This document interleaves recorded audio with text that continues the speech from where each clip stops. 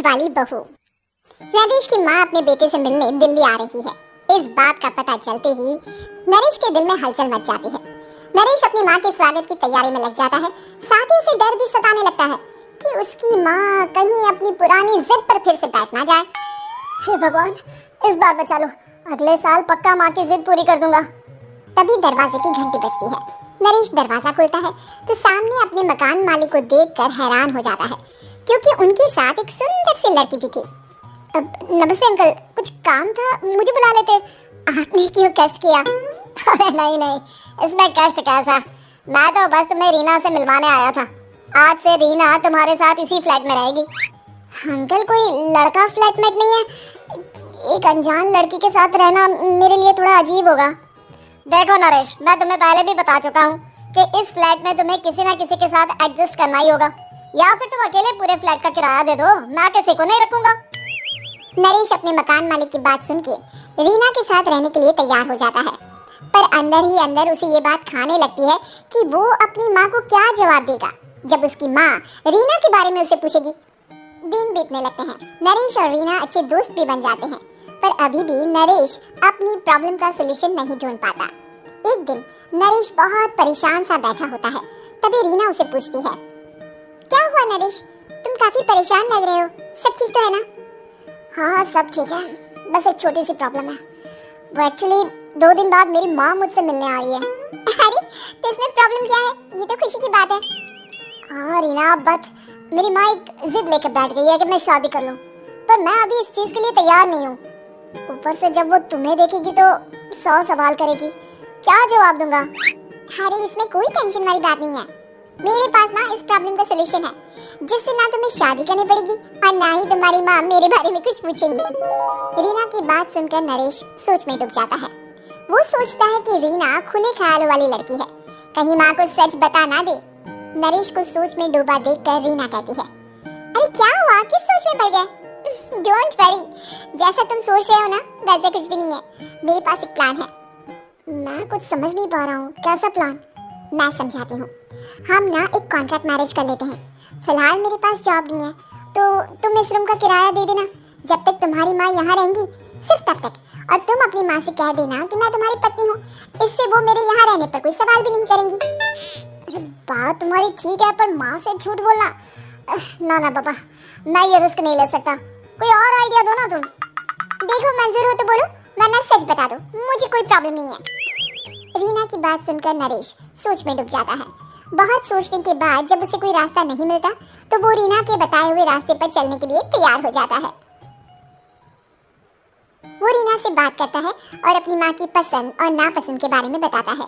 रीना भी नरेश की सभी बातों को ध्यान से सुनती है, ताकि कहीं उससे कोई गलती ना हो जाए। आखिर वो दिन भी आ जाता है जब नरेश की माँ उससे मिलने दिल्ली आ जाती है। नरेश अपनी माँ को फ्लैट पर लेकर जाता है। जैसे ही नरेश की माँ फ्लैट के अंदर जाती है, रीना उसके पैर छू लेती है। ये देखकर नरेश की माँ थोड़ी घबरा जाती है और नरेश से पूछती है, अरे बेटा नरेश, ये कौन है? माँ, ये आपकी बहू रीना है। माफी चाहता हूँ, सब कुछ इतनी जल्दी में हुआ कि आपको बता ही नहीं पाया, इसलिए सोचा कि क्यों ना आपको सरप्राइज दिया जाए। अरे बेटा, मैं तो बस तेरा घर बसा हुआ देखना चाहती थी। हाँ, बहुत अरमान थे अपने इकलौते बेटे की शादी को लेकर, लेकिन कोई बात नहीं, शायद किस्मत को यही मंजूर होगा। ये कहते ही नरेश की माँ रीना को गले लगा लेती है। रीना बेटिया, मेरा बेटा ना थोड़ा नादान है, पर तुम काफी समझदार लगती हो, और मैं जानती हूँ कि तुम इसका बहुत अच्छे से ध्यान रखोगी। माँ, आप चिंता मत कीजिए, मैं सब संभालूंगी।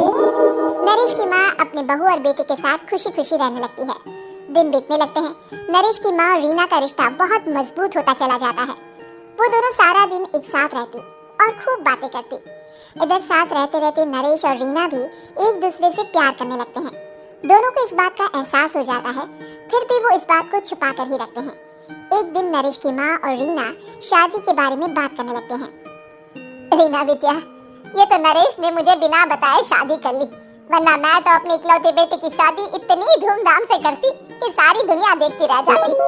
अच्छा माँ, आप ऐसा भी क्या करती नरेश और मेरी शादी में जो दुनिया देखती रह जाती?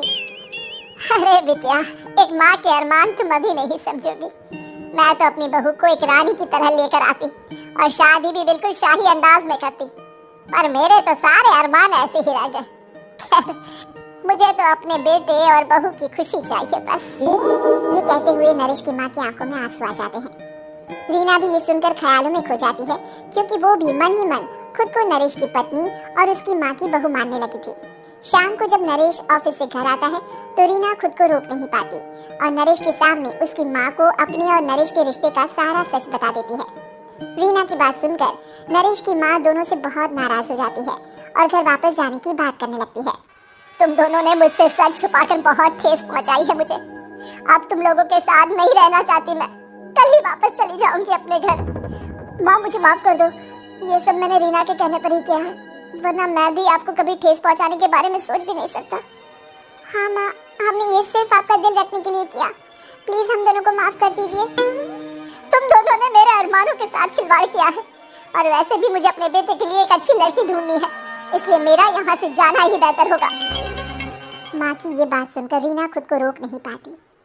माँ, क्या मैं आपके घर की बहू बनने लायक नहीं हूँ? रीना की बात सुनकर नरेश हैरान रह जाता है। नरेश की माँ भी कुछ समझ नहीं पाती। मैं कुछ समझी नहीं, आखिर तुम कहना क्या चाहती हो? माँ, मैं वो नरेश से बहुत प्यार करती हूँ और साथ ही साथ मैं आपको भी अपनी माँ मान बैठी हूँ। आज जब आपकी बातें सुनी तो खुद को रोक नहीं पाई, इसलिए सारा सच आपको बता दिया। रीना की बात सुनकर नरेश की माँ की आंखों में आंसू आ जाते हैं और वो अपने बेटे नरेश और रीना को गले लगा लेती है। मेरे घर की बहू तो सिर्फ रीना बिटिया ही बनेगी। मैं आज ही तुम दोनों की शादी की तारीख निकलवा दूंगी, बस एक बार तुम्हारे घर वाले मान जाए। उसी दिन रीना के माता पिता भी उनके फ्लैट पर आ जाते हैं। दोनों परिवार आपस में बैठकर बातें करते हैं और शादी के लिए राजी हो जाते हैं। रीना भी कॉन्ट्रैक्ट फाड़ देती है और कहती है, सही मायने में मैं अब बहू बनूंगी, अब तक तो सिर्फ कॉन्ट्रैक्ट वाली बहू थी।